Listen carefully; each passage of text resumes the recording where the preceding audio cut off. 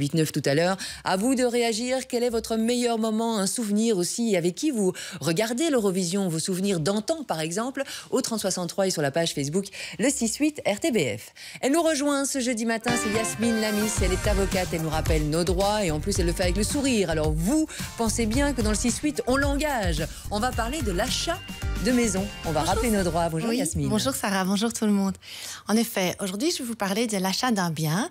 Donc dans une précédente chronique, je vous avais déjà parlé de la location d'un bien à location résidentielle. Oui. Et aujourd'hui, je vais parler de l'achat d'un bien. Donc il y a différentes questions qu'on se pose bien souvent lorsqu'on recherche un bien, lorsqu'on a déjà acheté une maison, mais on se dit tiens, ceci et ceci, je me pose les questions, est-ce que c'était correct?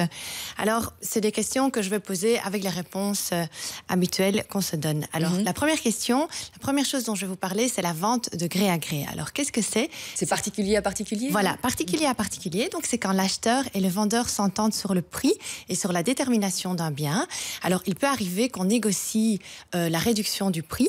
Maintenant, la question qu'on me pose souvent, c'est est-ce qu'un agent immobilier, quand je visite une maison, par exemple une maison à 200 000 €, Oui. est-ce que l'agent immobilier est obligé d'accepter mon offre? Donc, c'est-à-dire une maison est vendue pour le prix de 200 000 €. Oui. J'offre 200 000 €. Est-ce que l'agent peut me dire ah non, monsieur X offre 250, je refuse l'offre? C'est ce qu'il fait en général, non? Eh bien, il faut savoir que l'agent est mandaté pour vendre la maison au prix proposé, donc ici en l'occurrence à 200 000 €. Donc normalement, ce n'est pas légitime s'il refuse l'offre que vous faites. Alors, on se pose aussi la question, est-ce que le propriétaire, lui, peut faire la même chose ou est-ce qu'il peut refuser? Alors, ce ne serait pas légitime non plus si le propriétaire refuse l'offre que je fais au prix proposé, parce que si une maison est vendue à 200 000 €, ce ne serait pas légitime non plus si le propriétaire refuse l'offre que je fais au prix proposé de la maison. C'est pour ça que de plus en plus, on diffère offre à partir d'eux. Oui, comme ça, absolument. Donc, c'est pour ça qu'il y a différentes conditions parfois qui sont déjà mentionnées à la fiche, à la vente de la maison. Donc, évidemment, il faut toujours discuter, il faut toujours voir un petit peu les conditions à la base.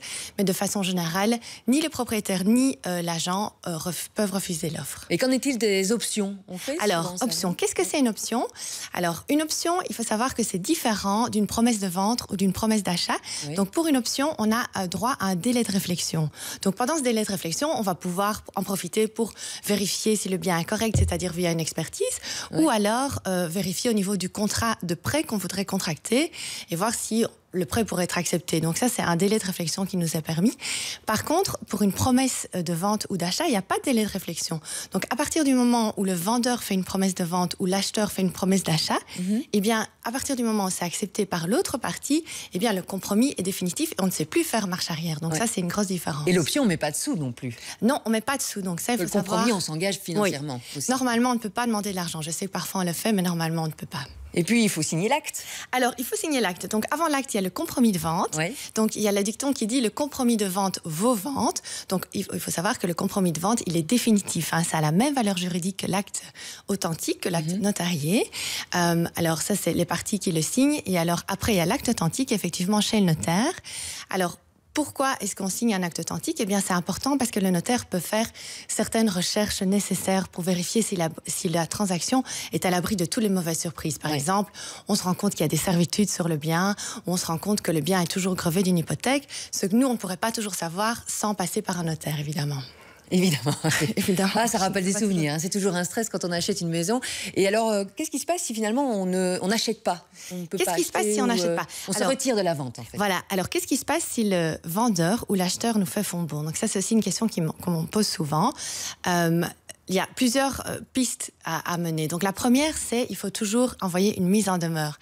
Donc la personne ne pourra être mise en défaut qu'à partir du moment où on envoie un recommandé en disant voilà, je vous mets en demeure de vendre la maison ou en l'occurrence de l'acheter. Ensuite, il y a deux actions qu'on peut faire. Donc c'est soit l'action en exécution forcée, donc forcer l'acheteur ou forcer le propriétaire de vendre ou d'acheter la maison, ou alors l'action en résolution, donc c'est-à-dire on met fin à la convention de vente, au compromis, et on demande des dommages et intérêts. rémunérer. Alors, bien souvent, hein, comme on le sait, dans le compromis, il y a des indemnités forfaitaires qui sont prévues, qui sont souvent entre 10 et 15% du prix d'achat.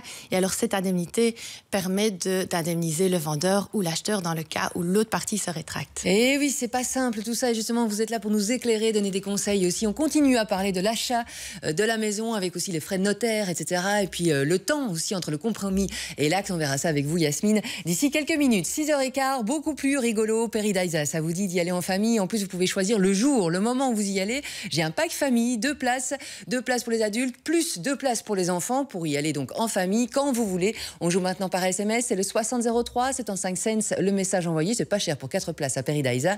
Démarrez votre message par Peri pour Peridaisa. Nom, prénom, coordonnées complètes, important pour vous envoyer les places à la maison. Bonne chance, tirage au sort du côté du 6003.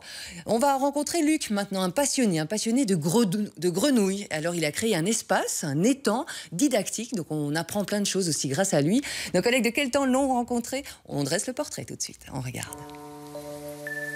Le jardin de Luc est un jardin extraordinaire. On y trouve plein de petites bêtes un peu particulières. C'est un endroit qui permet de présenter aux enfants la faune herpétologique de Belgique. Donc tous les amphibiens et reptiles qui sont censés vivre en Belgique.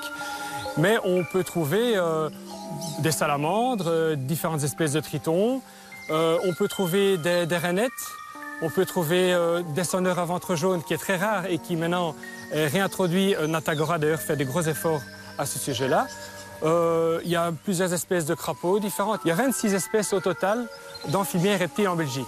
Et ce matin, c'est la classe de Madame Nathalie qui visite ce musée vivant à vocation pédagogique. Bonjour les enfants. Bonjour. Alors ça, c'est une rainette arboricole. Illa arborea pour son nom latin. Et en fait, ce sont des petites grenouilles qui sont arboricoles, qui sont tout à fait adaptées pour vivre dans les arbustes. Et cela grâce à des petites pelotes adhésives que l'on voit au bout des doigts qui leur permettent de monter sur des surfaces lisses. Elle aime beaucoup quand il y a du soleil, par exemple. Elle va vraiment s'exposer sur les feuilles et prendre vraiment des bains de soleil. La petite grenouille verte, symbole de la météo, qui fait la pluie et le beau temps, tout en coassant. Alors les grenouilles vont particulièrement chanter quand il commence à faire vraiment doux. Par une nuit fraîche, vous n'allez jamais entendre de grenouilles, ou alors très légèrement. Et donc, il faut quand même qu'il y ait au minimum 10 degrés, et encore, ça dépend des espèces, pour que les grenouilles commencent à chanter. Mais dans le fond, que mangent les amphibiens et les reptiles? Tous les amphibiens, sans exception, mangent des insectes ou des petites proies, même parfois pour certaines grosses espèces, des petits oiseaux, des petites souris. Il n'y a que les têtards de certaines grenouilles qui sont végétariennes, qui se nourrissent d'algues à l'état larvaire. Chaque espèce herpétologique a un biotope qui lui est propre. Ici, ils sont reconstitués dans les terrariums qui permettent une approche discrète pour observer sans effrayer. Par exemple, les lézards de muraille ont besoin d'un substrat et d'un sol rocailleux, peu de végétation, pour que le soleil puisse chauffer les rochers. Par contre, pour tout ce qui est certaines espèces de grenouilles, il faut des aires plus hautes. Quand c'est les salamandres, ça vit dans les sous-bois. Donc là, il ne faut pas trop d'exposition, il faut un milieu plutôt humide. Quant au lézard, il préférera un temps chaud et ensoleillé. La température idéale du lézard est environ de 28 degrés. Dès qu'il y a un rayon de soleil, à ce moment-là, ils vont s'exposer pour pouvoir se chauffer au maximum. Parce que ces lézards sont des animaux ectothermes, donc ils ont besoin d'une certaine température pour pouvoir digérer leur proie. C'est le cas aussi du crapaud accoucheur. Il a besoin de chaleur pour la digestion et l'incubation des œufs en période de reproduction. Le mâle commence à chanter vers début avril. Donc, au moment où il y a une femelle qui est prête à pondre, le mâle va sur la femelle, il presse les flancs de la femelle, les œufs de la femelle sortent, il féconde les œufs à l'extérieur, et à ce moment-là, après, il prend les œufs de la femelle et il les entoure autour des pattes. Ici, vous avez les pélobates, donc c'est une espèce pratiquement éteinte en Belgique. Et ici, on a la grande chance de voir un amplexus de pélobate. Donc l'amplexus, en fait, c'est l'accouplement, c'est au moment où le mâle reste accroché à la femelle, le temps que la ponte s'effectue. Et voici la couleuvre à collier. Elle nous en fait voir de toutes les couleurs. C'est le plus gros et le plus répandu des serpents en Europe. Les couleuvres, elles aiment beaucoup la chaleur, comme beaucoup de reptiles. Et donc, pour digérer leur proie, elles ont besoin de chaleur. Donc forcément, par un temps pluvieux comme aujourd'hui, elles seront cachées sous une pierre, sous une tuile. Donc elles seront à ce moment-là peu visibles. Elle imite un peu le soufflement de la vipère, mais c'est tout à fait inoffensif. Elle ne va jamais mordre. En fait, elle bluffe Et alors si jamais on l'embête encore trop, elle fait la morte et alors elle laisse pas sa langue, et elle reste comme ça, voilà. Elle est inoffensive, certes, mais pourtant, elle a beaucoup impressionné les enfants. Ce qui m'a impressionné, c'est le serpent, enfin la couleuvre. Comme vous l'avez vu, j'aime pas du tout le... C'est très impressionnant à voir, tel que la couleuvre qui sort un sorte de liquide blanc pour faire fuir ses prédateurs. C'est magnifique, c'est une source, c'est une richesse incroyable, des animaux qu'on n'a pas l'habitude de voir, qu'on connaît comme ça, qu'on a vu en affiche ou à la télévision. Et ici, on peut les voir en vrai, c'est super.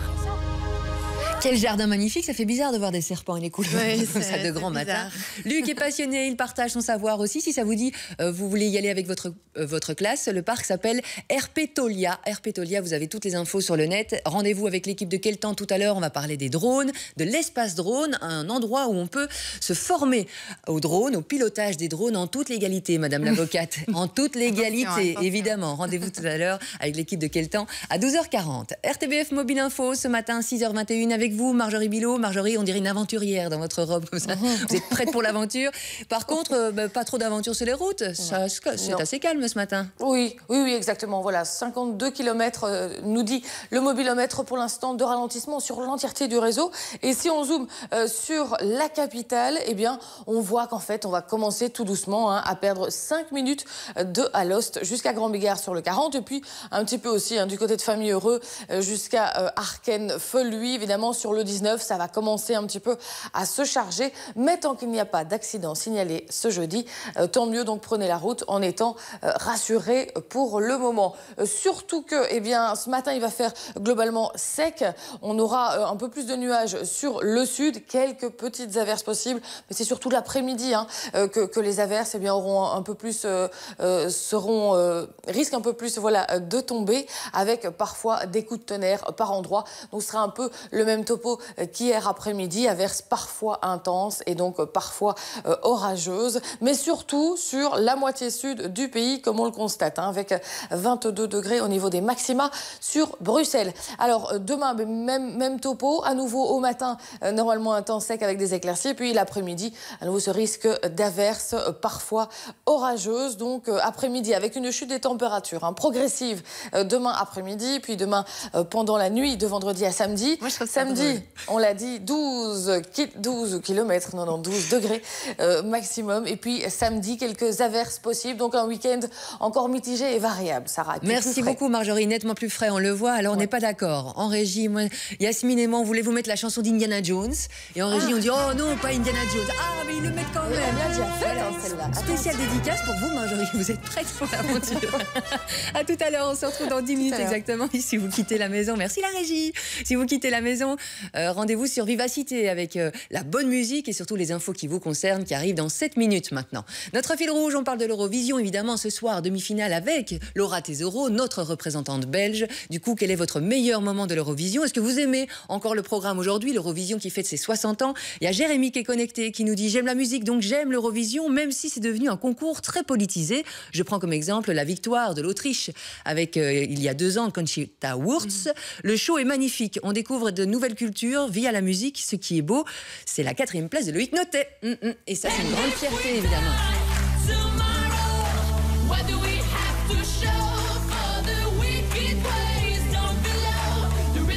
J'attends son album avec impatience. Quel est votre meilleur moment de l'Eurovision? On peut parler des tenues aussi, un moment partagé en famille, un super souvenir par SMS au 3063 et sur la page Facebook, le 6-8 RTBF. Une courte pause et puis Yasmine Lamy, c'est là. On parle compromis de vente, l'acte, les frais de notaire, etc. Bref, on va acheter une maison ou pas. À tout de suite, il est 6h24.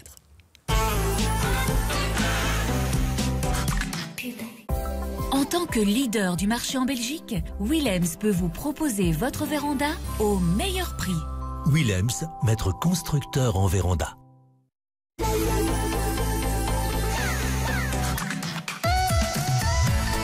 6h, 8h, le 6-8. On file du côté des Cossines tout de suite avec Isabelle. Bonjour Isabelle. Bonjour. Merci d'avoir attendu au téléphone. J'espère que vous n'êtes pas trop pressée. Non, pas du tout, ça va. Qu'est-ce qu'il y a de prévu aujourd'hui? Mais le travail. Le travail, c'est la santé. Vous faites quoi? Oui, voilà. Directrice d'école. Oh, vous travaillez dans une école, alors où ça? Comme ça, on peut faire un petit coucou. À Écosine. Écosine, et c'est quoi? C'est l'école libre, l'école communale? L'école libre. L'école libre, directrice, dites donc, ça fait longtemps que vous faites ce job? 3 ans et demi. Et vous aimez, j'imagine, forcément. J'adore. Et vous êtes maman? Maman de 2 garçons, oui. Quel âge? 14 et 11 ans. Parfait pour aller à Paradisa. C'est vous, notre heureuse gagnante. C'est vous qui allez partir en famille à Paradisa. En plus, vous pouvez choisir la date. Ce sera pendant les vacances scolaires, j'imagine. Oui, tout à fait. Vous avez déjà été à Paradisa? Oui, oui. C'est magnifique, hein. Ça évolue beaucoup, oui, ils amènent beaucoup de choses, bien évidemment. Isabelle, quel est votre meilleur moment de l'Eurovision? C'est notre fil rouge ce matin. Oh, mais c'était la victoire de Sandra Kim. Oui. Vous vous souvenez? Oh oui, oui, oui, on s'en souvient.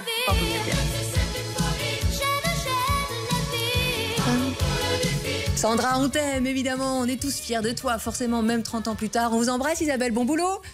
Merci, bonne Et bisous journée. à l'école, alors, du côté d'Écosine. Merci, au revoir. Au revoir, madame la directrice. Bonne journée. Yasmine Lamis, elle est avocate. On parle d'achat de maison et surtout du compromis de vente. On dit souvent qu'il y a 4 mois, non, entre le compromis et l'acte? Souvent, on se pose la question, une fois qu'on a signé le compromis, est-ce que forcément, on doit le signer l'acte authentique dans les 4 mois, dans un délai de 4 mois? Alors, il faut savoir qu'il n'existe pas en fait de délai légal entre le compromis de vente et l'acte authentique. Donc, les parties peuvent en fait décider librement de signer l'acte authentique après 4 mois de la signature du compromis. Par contre, il existe un délai fiscal, c'est-à-dire que le Code des droits d'enregistrement prévoit que en un délai de 4 mois, on doit faire enregistrer l'acte authentique. Donc, c'est la raison pour laquelle on prévoit souvent 4 mois maximum entre la signature du compromis et de l'acte authentique, parce qu'on risque de payer des amendes de retard à l'enregistrement si on signe après, évidemment, l'acte notarié. Et les sous, justement, les frais de notaire, alors on parle souvent de pourcentage? Alors, on parle souvent des frais de notaire, frais d'acquisition, droits d'enregistrement. Bon, c'est souvent des termes qui reviennent, qui ne veulent pas toujours dire la même chose. Donc, qu'est-ce que ça comprend finalement? Tous les frais d'acquisition, ça comprend 1, les droits, c'est-à-dire les taxes qui sont relatives aux opérations. 2, les frais, c'est-à-dire tout ce qui est coûts relatifs aux administrations, aux formalités administratives. Oui. Et alors, il y a évidemment les honoraires de notaire qui sont toujours fixés. Donc, il faut savoir que le notaire a un tarif fixe. Ils peuvent pas donner des réductions. Et quand il y a plusieurs notaires sur un même acte, il y a un partage des frais. On ne paye pas plus cher. Donc, c'est toujours un tarif fixe pour les notaires. Merci pour ces précisions, Yasmine. Et puis, vous avez 2 questions aussi. Oui. Alors, j'ai 2 questions. Je suis partie avec mon petit micro encore dans la rue, poser quelques petites questions. Alors, pour la première question, on va partir en Allemagne. Et la question est, en Allemagne, est-ce qu'on peut tomber en panne d'essence sur la route? Je propose de regarder tout de suite la réaction des gens. C'est parti. On va dire oui. Bien sûr. Non, je pense que non. Je pense que c'est oui. Oui, parce qu'on peut appeler des gens pour le réparer. Je pense pas. C'est pas permis. Je pense que c'est pas permis. Alors, les voitures vont très vite, alors on se fait vite écrabouiller parce que c'est illimité la vitesse en Allemagne. Hein. Alors, bonjour les dégâts. Aucune idée. Je sais pas. Non, je sais vraiment pas. Faut dire que c'est une drôle de question. En même temps, peut-on tomber en panne d'essence sur la route? En même temps, on ne choisit pas. Eh ben, il faut savoir qu'en Allemagne, c'est illégal de tomber en panne d'essence avec sa voiture sur les autoroutes. Et donc, on a une amende. Ah oui, on a une amende et on peut même risquer plus. Donc, on peut même risquer une peine d'emprisonnement si on considère qu'on a mis la vie de quelqu'un en danger. Ça peut même considérer comme un crime. Donc, les amendes peuvent être toujours très lourdes. Donc, ce n'est pas du tout une règle désuète. C'est toujours en application à l'heure actuelle. Et c'est vrai que, pour rappel, comme je l'avais déjà dit précédemment, en Allemagne, les autoroutes n'ont pas de vitesse limitée. Donc c'est pour ça qu'on a prévu ça, c'est pour évidemment prévoir la sécurité. Et c'est pour ça que le code de la route est très strict en Allemagne, pour justement préserver la sûreté de la route. On quitte l'Allemagne pour les États-Unis. Pour les États-Unis, dans un endroit que j'adore, la Californie.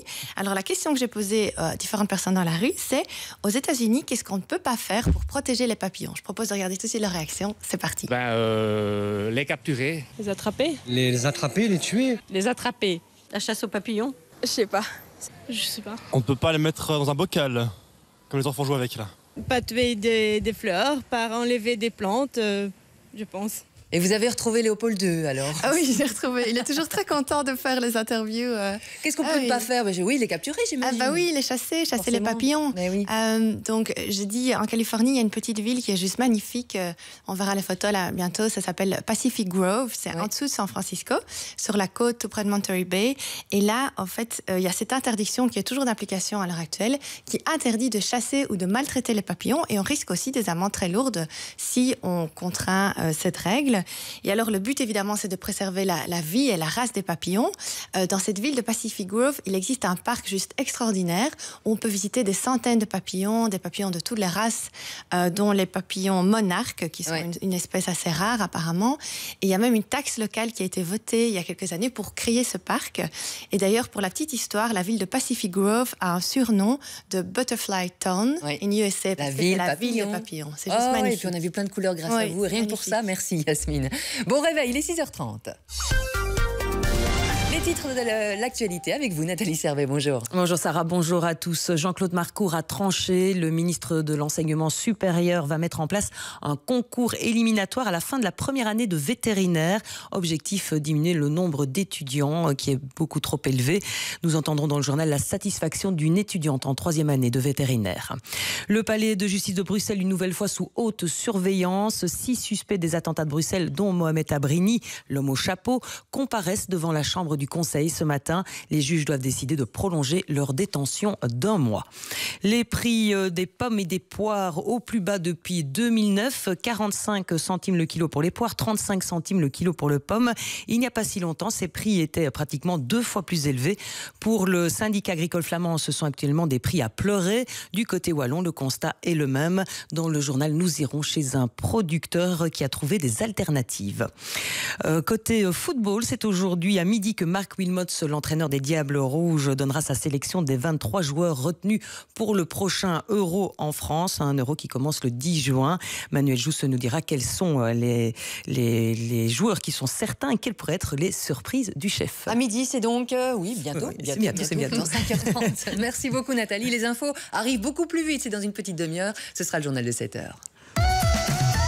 Notre fil rouge, quel est pour vous votre meilleur souvenir de l'Eurovision? Évidemment, la jeune Laura Tesoro chante ce soir, elle nous représente ce soir en demi-finale. Vous avez une idée? Sandra Kim, ouais, ça reste le meilleur souvenir, je m'en souviens bien, parce que voilà, c'est la Belgique qui gagnait et voilà, c'est la... Il y a Marc qui est à Liège, qui a 79 ans, qui nous dit l'Eurovision n'est plus comme avant, les pays de l'Est votent entre eux. Mes préférés sont Céline Dion, Vicky Leandros avec la chanson Après toi je ne pourrai plus vivre, c'était sublime. Gaëtan de Liège est là aussi au 3063, il nous dit l'Eurovision est un spectacle que l'on regardait en famille, surtout au moment des votes. Un moment qui m'a marqué, c'est la participation de Marie Myriam qui avait débuté sa chanson a cappella pour finalement l'emporter. Un enfant aux yeux de lumière qui voit passer au loin les oiseaux. Magnifique, on a revu d'ailleurs les images en télé sur la une, c'était lors de la première demi-finale, c'était ce mardi. À vous de réagir, votre meilleur moment de l'Eurovision par SMS au 3063 et sur la page Facebook, le 6-8 RTBF. RTBF Mobile Info, on vole sur les routes avec vous Marjorie Bilot. Je sais pas ce que j'ai, je suis très oiseau aujourd'hui. Voilà. Vous planez un peu. Eh oui.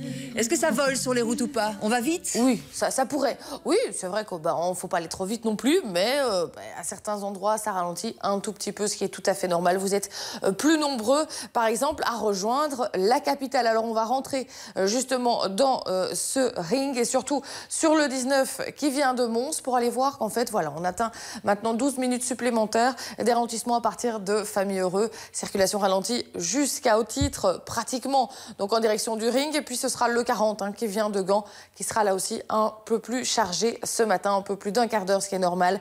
6h30, ça commence. Et puis, sur le ring, vous voyez aussi que les ralentissements commencent à hauteur de Grand Bigard et puis à hauteur de Waterloo en direction de Zaventem, mais rien encore de dramatique au niveau des temps de parcours. En tout cas, pas d'accident signalé, restez bien prudents.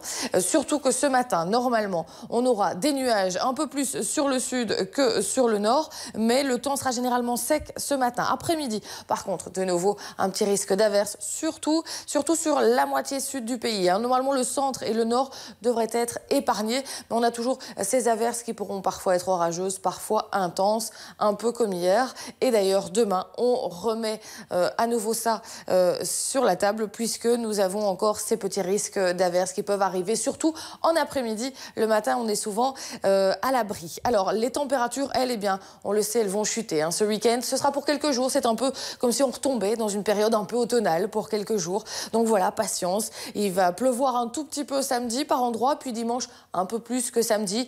Mais ce ne sera pas non plus de grosses précipitations. Ça. On pourra donc sortir le bout du nez, et puis avec un gros pull, un polar, pourquoi pas. Et oui, 15 degrés seulement. Merci Marjorie. À tout à l'heure. On se retrouve dans 10 minutes exactement. Il y a Patrick qui est d'accord avec Gaëtan de Liège, qui nous parle aussi de Marie Myriam comme son meilleur souvenir de l'Eurovision. Il nous dit c'est plus comme avant. Avant, c'était vraiment bien de le regarder. Vous avez un bon souvenir, vous, Yasmine? Sandra Kim, mais j'aimais bien aussi la chanson de Céline Dion, Ne partez pas sans moi. Ça allait comment encore? Ne partez pas sans moi, laissez-moi vous suivre.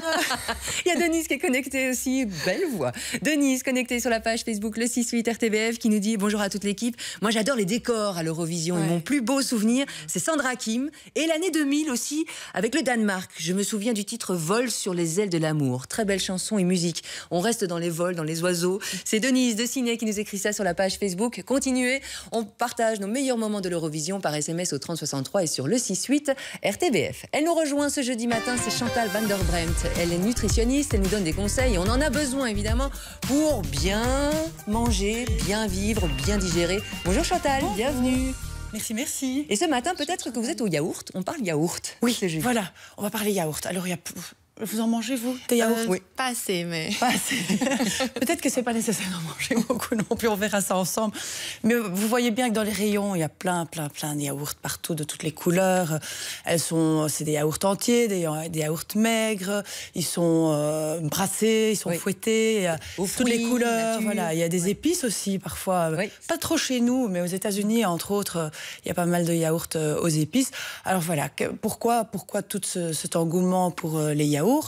D'abord parce qu'il y a pas mal de bénéfices au yaourt. Alors vous savez bien qu'il y a des yaourts au lait de vache, lait de chèvre, soja. Je ne vais pas trop rentrer là-dedans aujourd'hui. Je vais surtout parler des bénéfices généraux. Pour le yaourt, au lait de vache alors. Voilà, au lait de vache. On va prendre le lait de vache.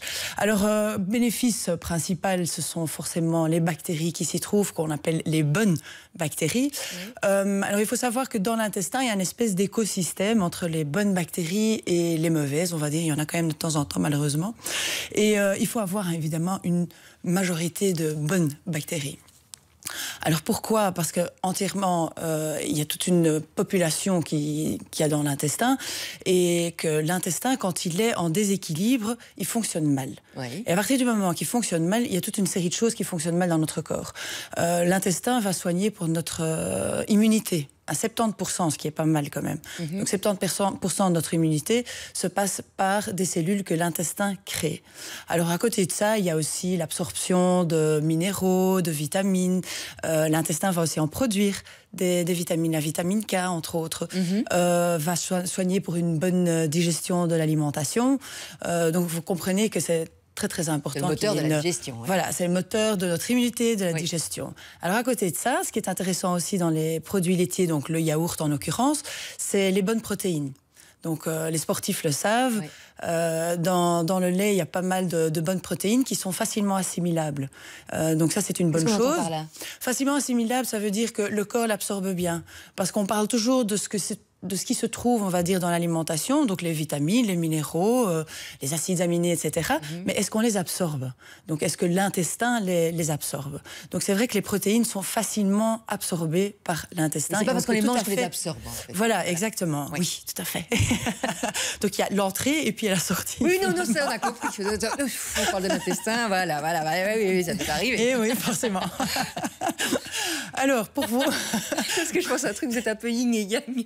Alors voilà, on a le yaourt au départ et puis on a l'arrivée. J'ai failli mettre un top blanc. Puis j'ai changé c'est pas mal, on mais... aurait été en équipe aujourd'hui. C'est vrai, j'ai changé d'avis. Non, je me suis dit qu'on parlait de produits laitiers, donc forcément... J'aurais dû mettre mon top sortie. Et le calcium, il en contient beaucoup, le yaourt? C'est-à-dire que oui, il y en a, mais c'est assez controversé. C'est-à-dire, est-ce que ce calcium, finalement, est absorbable, oui ou non?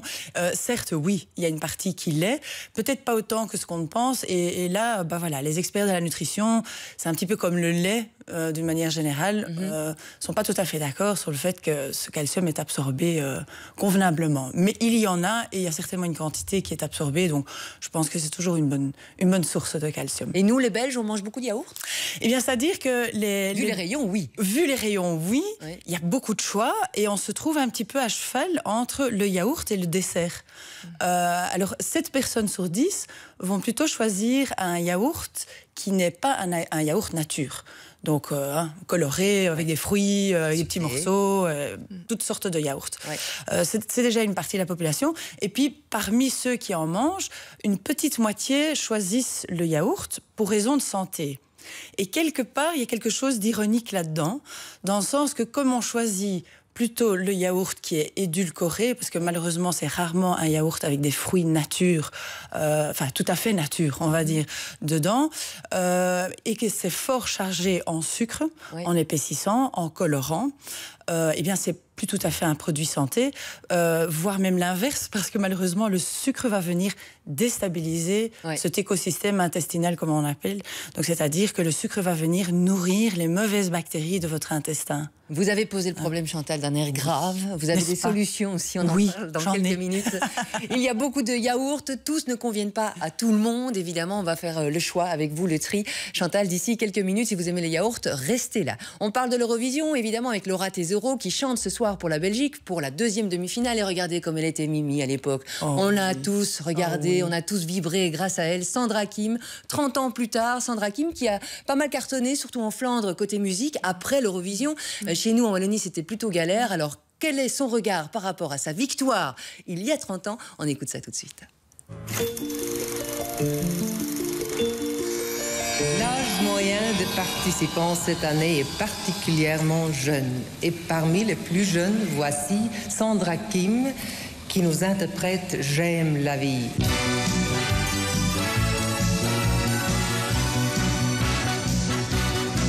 Je vois des gens couper le dos, comme si la vie marquait zéro. Moi j'ai 15 ans et je te dis oh, oh, j'aime la vie. J'aime la vie, toute la vie. Je chante toujours parce qu'il n'y a que ça que je sais faire. C'est pas péjoratif ce que je dis, mais j'ai un don. Je suis née avec une voix. Je n'ai pas appris de métier parce que j'ai gagné l'Eurovision très jeune. Mon rêve aurait été d'être hôtesse de l'air. Donc vous voyez.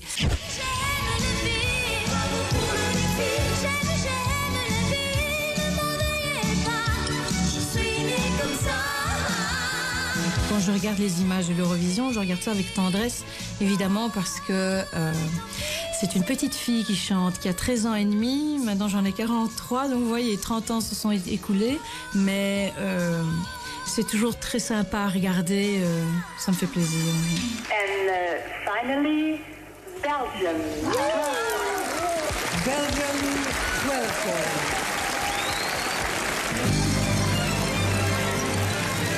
Ces images défilent devant mes yeux, c'était incroyable, c'était une telle fierté d'avoir gagné la première fois pour la Belgique, c'était incroyable. Ouais. L'Amérique, je veux la voir et je l'ai vue. L'Amérique. J'ai beaucoup voyagé, j'ai rencontré des tas de personnalités. Vous savez, à 13 ans et demi, on se demande, on est propulsé dans un monde d'adultes. Donc, en rencontrant toutes ces personnes, j'ai beaucoup appris.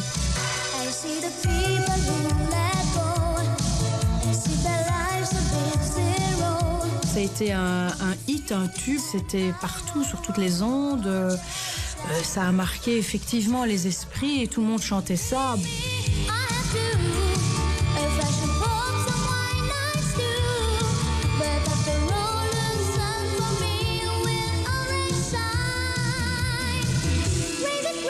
Et les gens m'en parlent toujours après 30 ans. Ça a tellement marqué les Belges, que ce soit les Flamands et les Wallons. Et vous savez, à chaque concert que je fais, je me dois de la chanter, sinon le public ne part pas. Donc voilà, pour moi c'est une chanson un peu fétiche et je me dois de la chanter. Et comme je respecte mon public, je le fais vraiment avec beaucoup de plaisir. Une voix magnifique. magnifique, évidemment qu'elle respecte son public. Sandra Kim, c'est Sandra Kim. Elle sera l'invitée tout à l'heure du 8-9 avec Benjamin Maréchal pour nous parler de son livre aussi, Si j'avais su. Sandra Kim, la rencontre est signée l'équipe de C'est du Belge qu'on retrouve évidemment tous les vendredis sur la Une à 20h15. On reste dans l'Eurovision, évidemment. Quels sont vos meilleurs souvenirs par SMS et sur la page Facebook de l'émission? Et ça vous parle apparemment comme sujet, forcément. On a tous regardé un moment ou l'autre l'Eurovision. On a tous un souvenir. Il y a Jean-Marc de Je m'aime sur Sambre qui nous dit un beau souvenir, c'est Jean Vallée avec L'amour, ça fait chanter la vie. Ça fait changer la vie. L'amour, ça vous met dans les yeux. Et Patrick confirme sur la page Facebook. Et oui, un autre Belge qui a été loin dans la compétition, dans le classement, Jean Vallée. Nathalie est là aussi. Pour moi, le gagnant le plus original restera le groupe de monstres finlandais, Lordi, avec un titre de hard rock. Passez une bonne journée tout le monde. Vous le voyez, vous êtes nombreux à réagir. Il y a un bon plan aussi posté par... oui, ça fait peur. Ça, c'est qui? C'est Pierre. C'est Pierre. C'est Pierre qui nous dit promis, je regarderai l'Eurovision uniquement quand il n'y aura que des groupes comme Lordi, justement. Voilà Lordi qui font peur. Et on a la musique. Pas mal, pas mal. Ouais.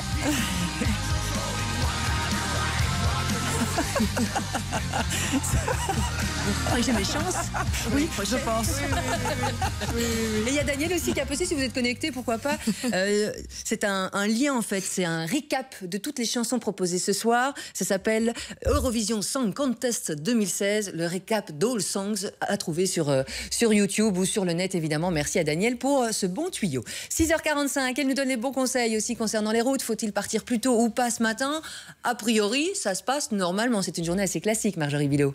Voilà, donc partez comme d'habitude, c'est-à-dire toujours un peu en avance, puisque évidemment il y a des ralentissements vers Bruxelles et sur le ring, c'est souvent là. Ailleurs, comme on le constate, on n'a pas de soucis. Donc, zoom sur ce ring de Bruxelles où on commence à avoir un peu des ralentissements du côté de Waterloo, en direction donc de Zaventem. Vous avez vu sur les axes 40, 411 aussi, ça commence, mais les axes les plus ralentis sont encore celui qui vient donc de Mons, donc un peu plus de 10 minutes du côté de Famille-Heureux jusqu'à Arken suite aux travaux en direction de Bruxelles. Et puis sur le 40 qui vient de Gand, c'est toujours évidemment chargé. Là, on atteindrait une vingtaine de minutes suivant les informations de la communauté Coyote. Et alors le tronçon Grand Bigard-Zaventem, eh bien on découvre qu'on perd un peu plus de 10 minutes. Donc voilà, situation habituelle. Bon, on rappelle qu'on est jeudi matin, donc souvent c'est un peu plus corsé sur les routes. On verra un peu comment ça se passe ce matin. Bonne route en tout cas. Et puis bien belle matinée ensoleillée globalement. Disons qu'on aura quelques nuages, mais tant qu'on n'a pas de pluie, c'est tant mieux. Quelques averses sont possibles ici sur le sud du pays ce matin, mais seront très rares. Par contre, après-midi, le risque est un peu plus élevé d'avoir des averses parfois orageuses et à nouveau donc des averses un peu plus intenses par moment, mais des températures encore vraiment bien au-dessus de celles de saison.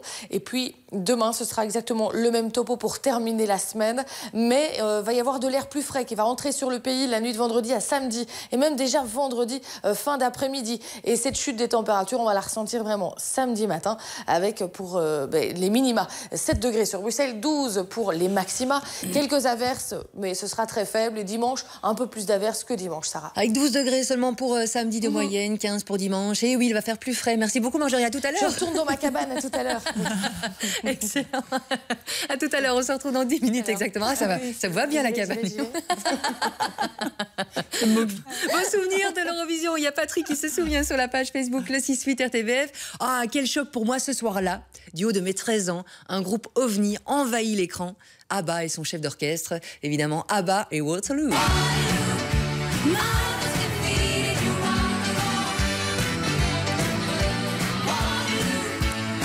Et Papy Lolo aussi, c'est son nom Facebook, opte pour ABBA Waterloo. C'était en 1974. Une pause et puis regardez, elles sont là, elles sont magnifiques. C'est Yasmine Lamy, c'est Chantal Van Der Bremt. On parle yaourt, comment bien choisir son yaourt. À tout de suite, juste après la pub.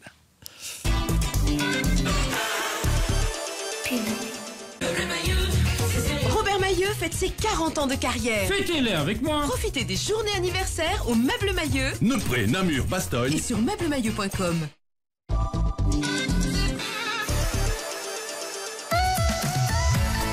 6h, 8h, le 6-8.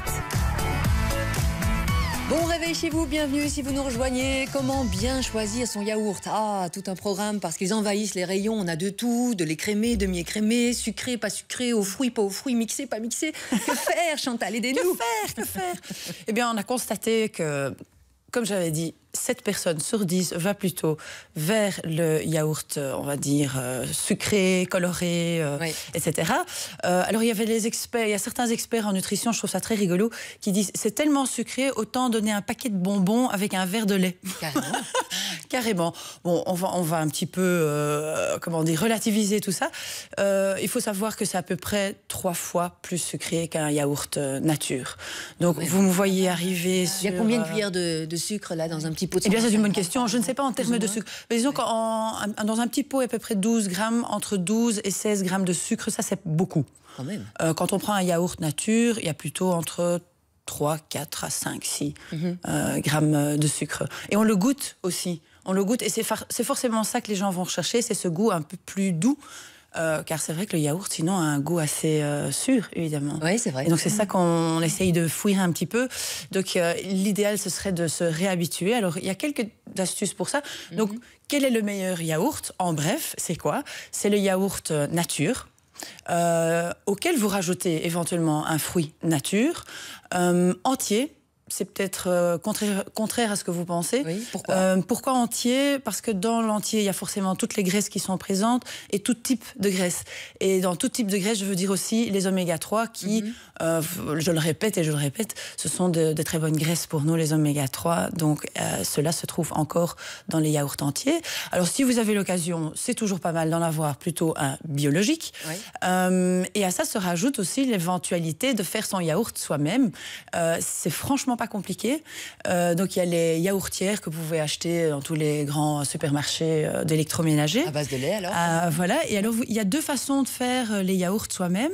Donc, soit vous prenez tout simplement une bouteille de lait entier, avec un yaourt, les petits pots classiques entiers. Vous mélangez le tout, vous fouettez, et vous mettez dans les petits pots de la yaourtière, et ça y est, vous ne devez rien faire d'autre. Et vous en gardez un que vous allez remélanger au prochain pour faire un nouveau. Ah oui? Enfin, les nouveaux, on va dire. Et soit vous êtes vraiment experte, et vous adorez la nutrition, et vous aimez bien un produit qui est parfait pour votre santé. Et là, Nous vous tous, allez... finalement. Voilà, mais On va tout le monde n'a pas le... nous-mêmes, on va fait ça, voilà, on va traire la vache, prendre le lait de la vache, et on va à la pharmacie chercher les... Oui, Yasmine, voilà. En tant qu'avocate, vous avez que ça à faire. Bah oui, mais voilà. Je me lève à 4 heures. Moi aussi, voilà. Au lieu de venir chez Sarah, on fait son yaourt. Mais c'est pas si compliqué que ça. Donc, du lait cru, bon, c'est vrai, il faut le trouver. Il faut aller le chercher chez le fermier. Et ensuite, vous allez l'ensemencer avec des probiotiques que vous trouvez chez le pharmacien. Et là, vous avez vraiment un produit top de chez top. Alors, si vous faites plutôt la première méthode, c'est-à-dire cool, c'est femme moderne. Genre, rayon de magasin, on prend quoi? Voilà. Donc, bouteille de lait entier avec... yaourt entier, on fouette, on met dans les petits pots, c'est tout. Oui. Après, vous décidez si vous rajoutez des fruits et des choses comme ça. Et vous allez goûter que ce yaourt, même alors qu'il est fait à base de produits, on va dire, industriels, enfin c'est un grand mot, est beaucoup plus doux au goût. Il est excellent. Au goût. Oui, et c'est tellement bon, et c'est tellement facile à faire. Et tellement moins cher, parce qu'en même temps, vous avez tout de suite... je ne sais plus combien, mais bon, on va dire à peu près oui, petit pot. Est-ce que le yaourt nous aide à digérer ou c'est une fausse croyance? Non, c'est vrai. C'est vrai que ça nous aide à digérer. C'est vrai qu'il y a pas mal de bénéfices. Maintenant, je pense que c'est comme tout en nutrition, c'est un tout. Oui. Donc, au fait, l'avantage, c'est d'aller manger des choses qui sont fermentées. Alors, ça peut être autre chose que le yaourt, ça peut être de la choucroute, par exemple. Voilà. Ou des petits pois. Donc, à partir du moment que vous mangez des choses qui sont fermentées, ce qui veut dire habitées par de bonnes bactéries et qui va venir ensemencer votre flore intestinale. Faisons du bien à notre intestin. Voilà. Pour la morale de l'histoire. Sachez qu'en plus, l'intestin, il est en lien avec le cerveau. Donc, un lien direct. C'est-à-dire que si l'intestin il est un petit peu à l'ouest, le cerveau probablement aussi. Oui. C'est lié, forcément. C'est lié. Et c'est des petites choses simples de l'angoisse, un petit peu de déprime, jusqu'à aujourd'hui, on fait des études sur l'autisme et d'autres choses bien plus graves. Mais donc, il y a vraiment un lien direct entre les deux. Et je pense qu'on va encore apprendre beaucoup de choses là-dessus. Merci Chantal Van der Voilà. Bremt, S'il vous nutritionniste. plaît. Merci pour vos bons conseils. Donc on opte pour le yaourt nature. Auquel on à la limite rajoute. le sucre. Voilà. Bon, pas trop de sucre, mais les fruits. Un etc. chouïa, Un du chouïa. miel. Ou alors on fait son yaourt soi-même. On va à la ferme, on traite la vache et voilà, on met 3 heures à se préparer un bon yaourt. Non, 16 heures seulement. Direction l'Allemagne ou la Suisse, ça existe déjà depuis un petit temps et ça arrive chez nous. Regardez, c'est magnifique. De champs de fleurs à couper. Ah oui, Où ça, l'acheteur ou Ah le oui. client va lui-même couper ses fleurs dans les champs, comme les tulipes par exemple. C'est un reportage de Benjamin Carlier. Le soleil qui brille illumine plus de 80 formes et couleurs de tulipes différentes. Nous sommes dans l'un des 10 champs de fleurs à couper que compte aujourd'hui la Wallonie. Un concept importé d'Allemagne par une famille d'agriculteurs installés en province de Namur. Une approche de la création d'un bouquet de fleurs qui se veut totalement différente. C'est d'abord une promenade dans la nature, c'est une découverte, c'est une excursion en famille, c'est découvrir toutes les formes et les couleurs possibles, la joie de pouvoir choisir soi-même, de découper soi-même. C'est tout ça. Et c'est une production locale aussi.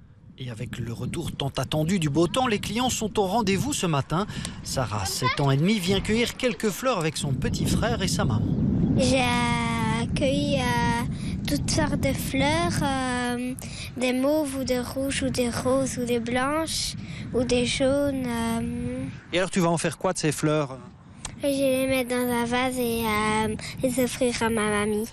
Cette habitante du village voisin découvre le champ pour la première fois. Armée de son sécateur, elle trouve le concept très pratique. On peut faire sa composition soi-même, je peux faire un choix de couleurs comme on veut, disparates ou un peu les mêmes couleurs. Non, c'est gai, c'est chouette, je reviendrai. Le système repose uniquement sur la confiance envers les clients. Une urne est située à l'entrée du champ pour recueillir les paiements, mais elle n'accueille pas que de l'argent. Il y a beaucoup de gens honnêtes, mais aussi malheureusement un pourcentage de gens malhonnêtes qui paient avec des tickets de supermarché, des jetons de car wash ou encore des anciens francs belges par exemple. Après les tulipes, ce sont les glaïeuls et les pivoines qui pourront se faire cueillir dans les prochaines semaines. La saison se terminera par les tournesols qui devraient colorer le champ jusqu'au mois de septembre. Sympa comme idée, un reportage à voir ou à revoir sur le site vivreici.be. Elles sont conquises, les filles là en plateau. Vivreici.be pour revoir le reportage ou alors pour savoir ce que vous allez faire ce week-end. Il y a pas mal d'idées qui sont postées. Vivreici.be. Notre fil rouge, on parle de l'Eurovision, vos bons souvenirs de l'Eurovision. Il y a Chantal qui est là. Gilly, bonjour Chantal. Bonjour Sarah. On se replonge en quelle année alors avec vous ? Je me souviens plus très bien, je crois que c'est dans les années 96 ou 97. Ça se passait en Suède. Et c'était une certaine Nathalie Sorge qui représentait la Belgique. Mais c'était catastrophique, terminé avec one point. Oh. Ça fait un peu... Pas grand-chose. Oui. Et c'est pas votre meilleur souvenir, alors c'est votre pire souvenir, Chantal. Voilà, mais je suis heureuse que la petite Sandra Kim a gagné. C'était merveilleux. Vous vous souvenez de ce que vous faisiez à ce moment-là, lors des résultats ? Oh non, pas trop, non. Vous étiez avec qui ? En famille ? Oui, on regardait. Je trouve que l'Eurovision d'avant était mieux que maintenant, quoi. Comme nous tous, un peu près. Oui, on est tous nostalgiques. Ils ont bien évolué au niveau du show, mais ils ont perdu un peu en âme. Chantal ? Oui. Oui. Bon petit-déj, Chantal, merci d'être passée par le 6-8 ce matin. On vous embrasse du côté de Gilly. Bonne journée. Bon jeudi. Il y a Steve qui est connecté aussi, qui nous dit bonjour tout le monde. Mon meilleur souvenir, mon plus beau souvenir, c'est notre Sandra Kim nationale, comme Chantal et comme nous tous évidemment. Mais j'ai aussi super adoré Morgane, avec qui on discutait par courrier. Et quand elle est venue à Jumet, j'ai pu la rencontrer en privé. C'était super. Sympa le souvenir de Steve. Morgane, c'était ça. Des violons et des statues de pierre. Il y a Steve qui nous dit maintenant c'est souvent n'importe quoi car c'est souvent celui qui fait le buzz à l'Eurovision. Et oui, c'est la vie de Steve, il a le droit de le penser évidemment. Continuez à réagir, partagez vos meilleurs souvenirs de l'Eurovision par SMS au 3063 et sur la page Facebook de l'émission. RTBF Mobile Info, on file sur les routes, on file à la capitale. Bruxelles où un véhicule est en panne, Marjorie Bilot. Exactement, dans le tunnel Rogier vers le midi, Sarah, et donc ça